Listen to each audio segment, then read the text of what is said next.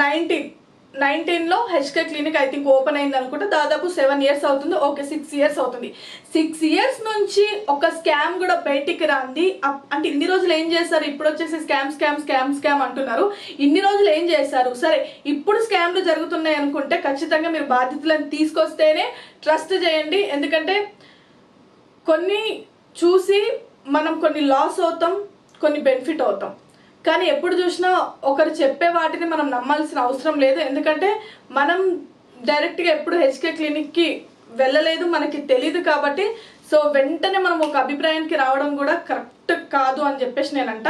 And Harshita గారు కూడా ఏదైతే డాక్టరేట్ అని చెప్పేసి ప్రధానంగా వస్తుందో ఆ డాక్టరేట్ గురించి తను ఆల్రెడీ ఒప్పుకుంది. నేను అలా డాక్టర్ అని చెప్పేసి చెప్పుకోవడం నాకు తప్పే అని చెప్పేసి ఆమె ఇన్స్టాగ్రామ్లో నుంచి కూడా ఆ డాక్టర్ అని చెప్పేసి ఆమె తీసేయడం జరిగింది. అండ్ అలాగే డ్రెస్ వేసుకుందంటే మేబీ రీల్స్ కోసం అలా చేసిందేమో ఐ థింక్. సో తను కూడా ఒప్పేసుకుంది. సో దీని గురించి క్లారిటీ రావాలి ఏమైనా అని చెప్పేసి అంటే ఖచ్చితంగా వీళ్ళిద్దరూ రెస్పాండ్ అవ్వాల్సిందే. అంటే ఇన్ఫ్లుయెన్సర్స్ ఒక సైడ్, నాకు ఛానల్స్ టైఅప్ అయిన ఒక సైడ్, ఇవన్నీ కాదండి. సో మీరు క్లారిటీగా జనాలు అనుకుంటున్న క్వశ్చన్స్కి, మేము అడిగే క్వశ్చన్స్కి మీరు ఆన్సర్ ఇవ్వాలి.